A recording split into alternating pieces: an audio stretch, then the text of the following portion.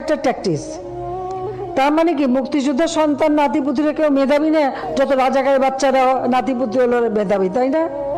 কিন্তু এটা ভুলে গেলে চলবে। 10 জনের সামনে কথা বলতেছি, কিভাবে কথা বলতে হবে এই কথা বলার ভাষাটুকুই যদি আমি না জানি, ওই 10 জনের সামনে কথা বলার কোনো যোগ্যতাই আমার নাই। 1971 সালের পর থেকে যারা জন্মগ্রহণ করছে, যুদ্ধতে অংশগ্রহণ করতে পারে নাই, তারা সবাই রাজাকার। আমি, আপনি, আপনার বাবা, আমার দাদার নামও যেহেতু মুক্তিযোদ্ধার কোঠায় নাই, তাহলে আমার দাদা সহ আমরা সবাই রাজাকার। এক কথায় বলতে গেলে বর্তমান দেশে 16,98,00,000 নাগরিকদের মধ্যে 2,31,000 মানুষ মুক্তিযোদ্ধা, এদের পরিবার বাদে আমরা সবাই রাজাকার। যেই রাজাকারের নাম শুনলে একটা সময় আপনার চোখে ঘৃণা চলে আসতো, এখন একবার ভেবে দেখুন সেই রাজাকারের ট্যাগে আপনার ঘাড়ে চলে আসতেছে। সেই ট্যাগ আপনার ঘাড়ে দিতে এক বৃন্দিও দ্বিধাবোধ করতেছে না, কারণ তার পদে উঠতে আপনার কোনো প্রয়োজন হয় না। বিকজ যেই দেশে ভোট ছাড়া ক্ষমতা পাওয়া যায়, সেই দেশে আবার কিছু বলতে ভাবতে হয় নাকি? আজকের ভিডিওতে একটা কথা বলে যাই, মাথায় রাখে, কথা যত বেখেলে হবে পতন তত দ্রুত হবে ইনশাআল্লাহ। পার্সোনালি আমি কোনো রাজনৈতিক সম্পর্কের সাথে সম্পৃক্ত নয়, কিন্তু একজন সাধারণ নাগরিক হিসাবে এই কথার বিরুদ্ধে তীব্র নিন্দা ও প্রতিবাদ জানানোর প্রয়োজন